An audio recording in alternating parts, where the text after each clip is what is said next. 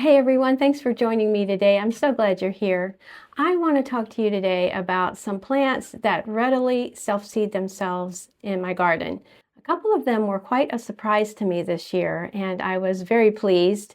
Today we will be talking about plants that actually self-seed themselves. Now, not plants that grow from a rootstock, such as perennials, or plants that grow from a tuber or a corm or a rhizome or a bulb or anything like that. These actually throw off seeds and self-seed themselves. The first one I want to talk to you about is poppies. Now, the poppies that I grow, I have a couple of actually perennial poppies, oriental poppies that are perennials. But most of the poppies I grow, I start from seed in several different methods, and they throw off seeds in the garden. So I will have random poppies.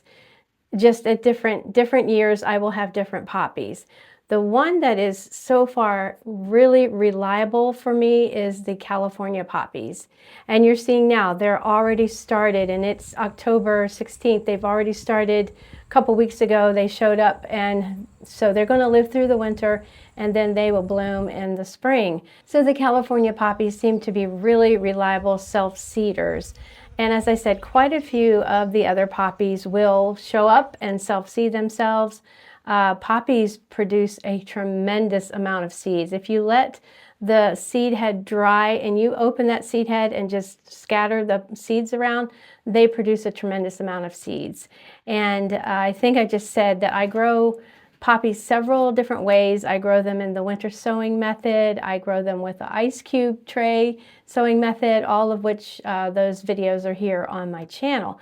But poppies are one of my all-time favorite flower. I don't really use them as a cut flower in a bouquet, but just to have them out for the early pollinators, there's nothing like it. I love poppies. The next one I want to talk to you about is the Chinese forget-me-nots. Now, there's a couple of different varieties of forget-me-nots, and I forgot to look up the different varieties, but there's a couple of different ones. There are some forget-me-nots that are perennial, I believe, but these are ones that are grown from seed. They are a cool flower, so the seed can actually survive through the winter. I have sowed forget-me-nots in January, and I'm in a zone 6B/7 in the Blue Ridge Mountains. So we get 0 temperatures. We get low teens and single-digit temperatures in the winter. And who doesn't love a true blue flower? To me, the color of the forget-me-nots is true blue. Oh, there's also a pink forget-me-not. Now, the next one I'm looking at is Saponaria, and I love Saponaria. It's another one of my favorite. Well, these are all my favorites. I always say that. But Saponaria is an easy and readily self-sower in my garden.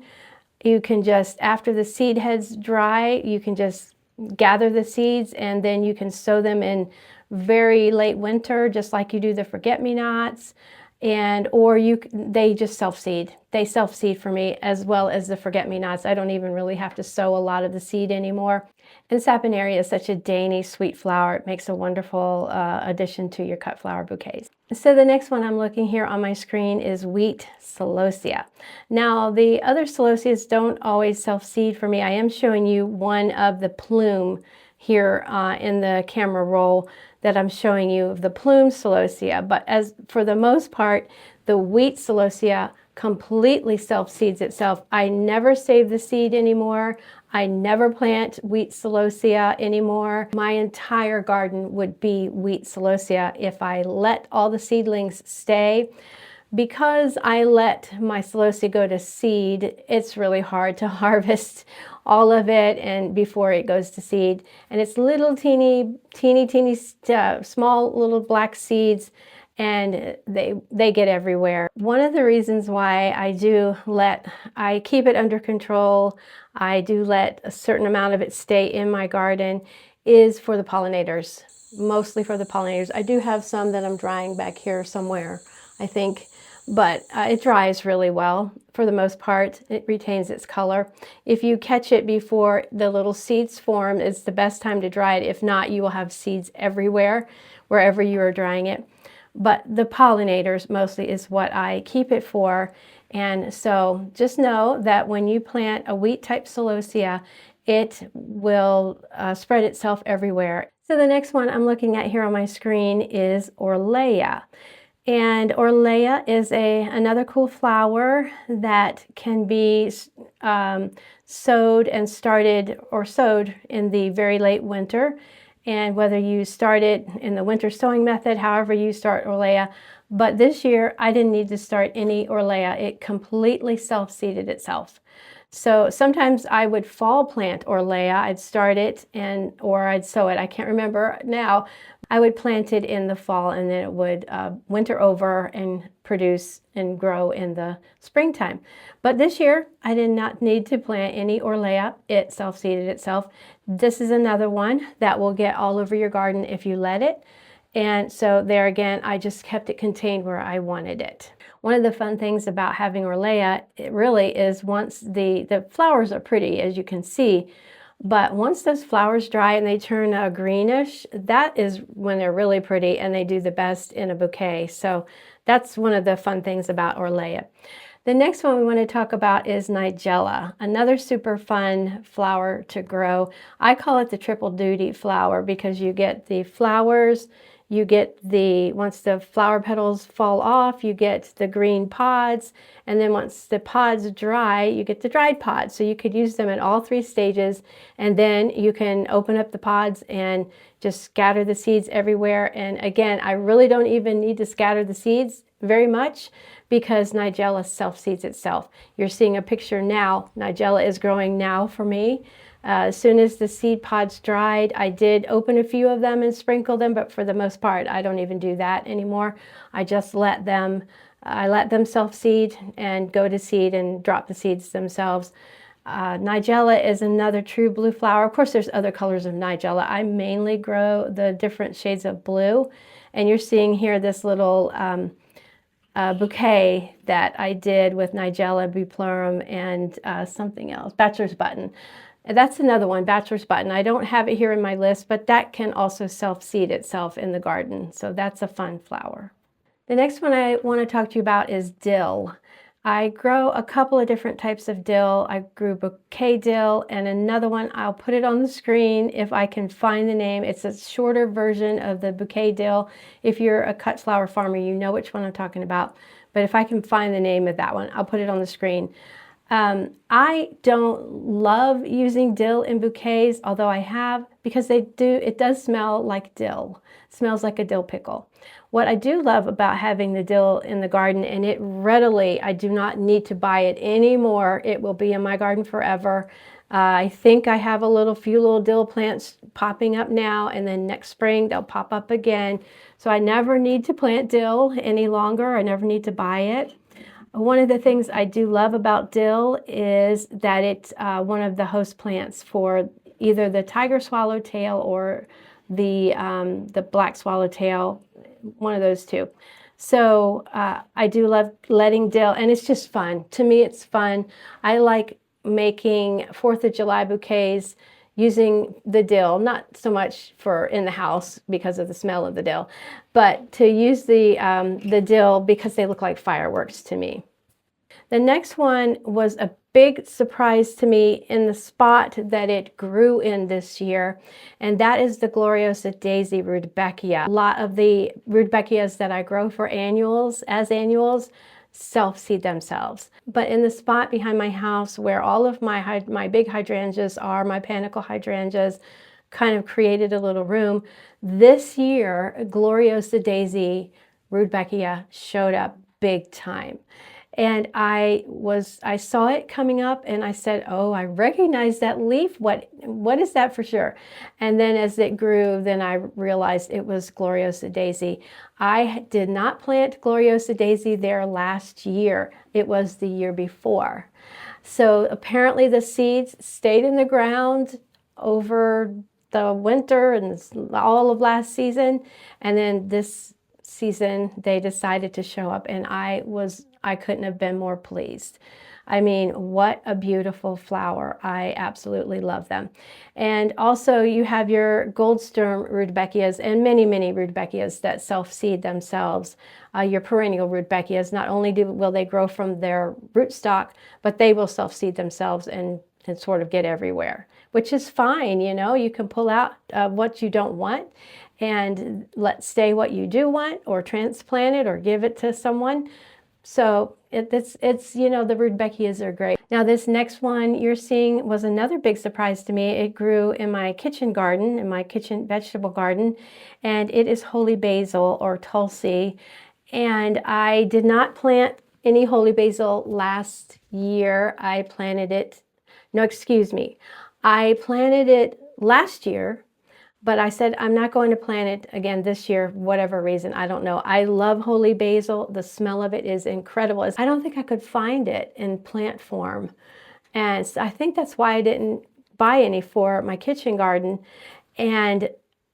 But the smell of holy basil is just incredible. When you go near that area in your garden, you're like, what is that smell? It smells heavenly, like holy basil.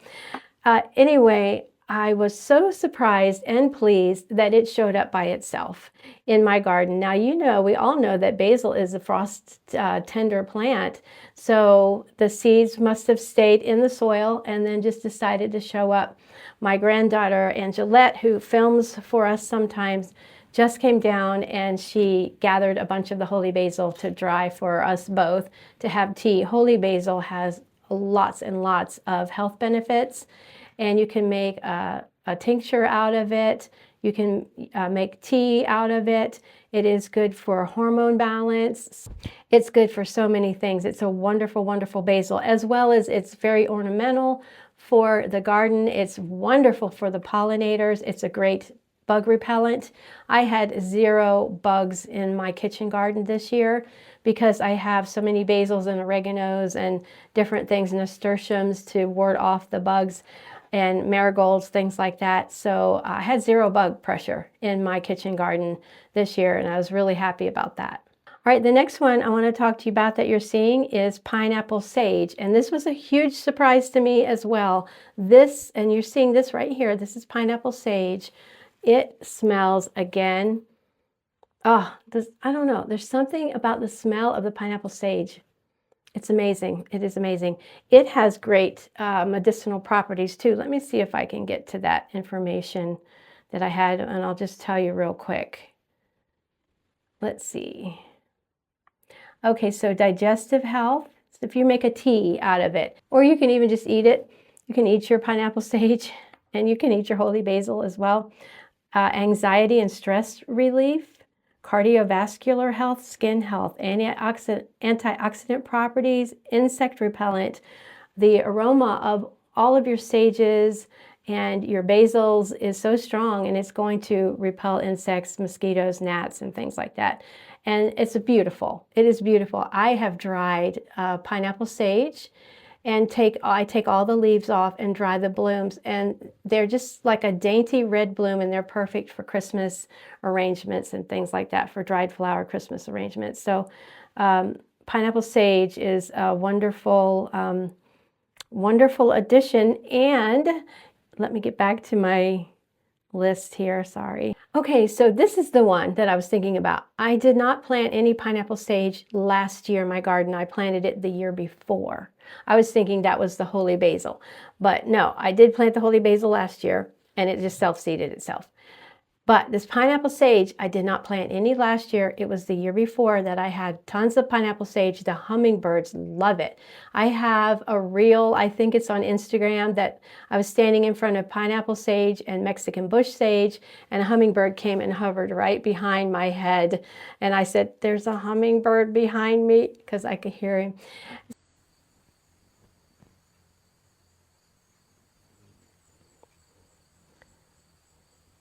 I have a hummingbird behind me right here. Can you hear it? So anyway, they love, and the bees, the pollinators, love the pineapple sage. It's growing in the same area that the Gloriosa daisy Rudbeckia is. And of course, I've been watching the Gloriosa daisy, enjoying that. And then I saw this leafage and this plant coming up, and I said, what is that? What is that? It looks familiar. It looks familiar. Pineapple sage does not bloom until very, very late in the season. So that's why you see it's in full bloom now. But I kept saying, what is that? So I took a leaf off and smelled it. I said, oh, I know exactly what that is. That's pineapple sage. What in the world? So the seeds must have just stayed in the soil, and it took them a whole season to come up. But I love it. I'm so pleased. So I'm hoping, I don't know whether I'll get any next year or will be the year after. I don't know, but I'm happy either way. So remember, we're talking about plants that readily self-seed themselves for me in my garden in my zone 6B/7. Another one of them is bupleurum, and that's such a hard word for me to say, bupleurum. Anyway, that's a kind of a filler for your bouquets. I started growing it several years ago, probably about 4 years ago, maybe 5 years ago, when I started learning about cool flowers. And I think I direct sowed it in the autumn time. I can't remember for sure now. I just have to go back and refresh my memory on all of that. But the bupleurum, I don't grow anymore, but it grows for me. It just grows out there. So I don't grow it on purpose anymore because I don't need it. I don't really make as many bouquets, and so I don't need the bupleurum. But I am happy to have a little bit of it. Once the seed head dries, you can see the little seeds. I don't have any right now to show you, but you can see the little seeds readily. You can just pick them off and just scatter them, and they will easily self-seed themselves, and you can sow some.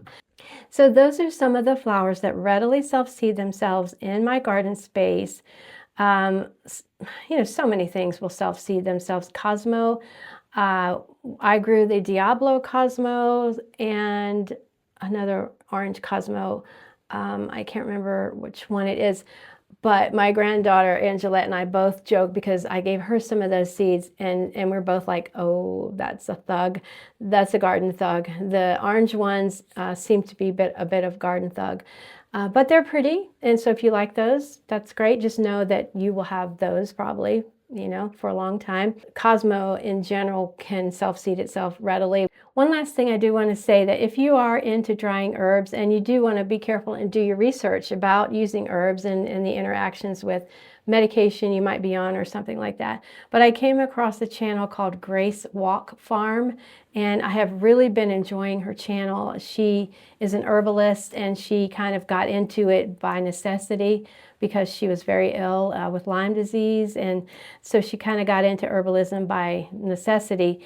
So I've been learning a lot from her about herbs and different things like that, and my granddaughter Angelette is really into growing and drying her own herbs and things like that. She wants to get into the holistic medicine field, so I'm really excited for her on that. I will leave all the information for everything we talked about today in the description below. And I think we'll wrap it up here. I really appreciate your support. I appreciate each and every one of you, and every time you comment or even just being here, showing up and watching my videos. I truly appreciate it. Until next time, friends, happy gardening. Bye-bye.